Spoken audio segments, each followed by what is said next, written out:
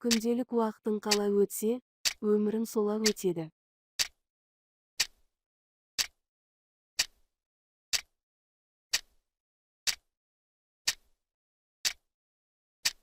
Болашағыңның өзгеруін қаласаң, сол өзгерісті тап қазір жаса.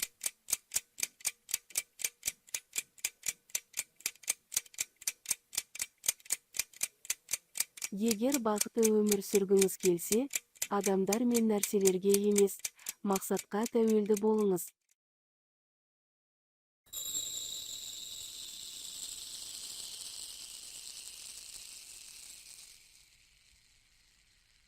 Аз қателік жіберген адам ғана ұлы қолбасшы бола алады.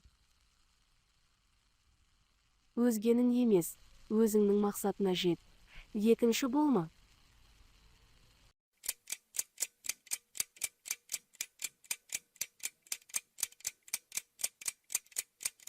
Қателіктен қорқудың өзі қателік.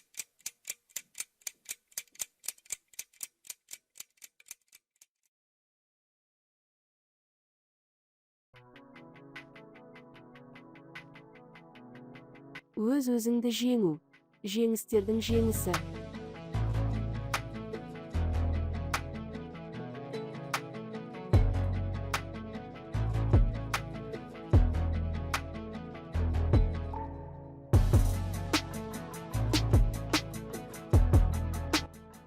Өзіне сенбеу біздің көптеген сәтсіздіктеріміздің себебі.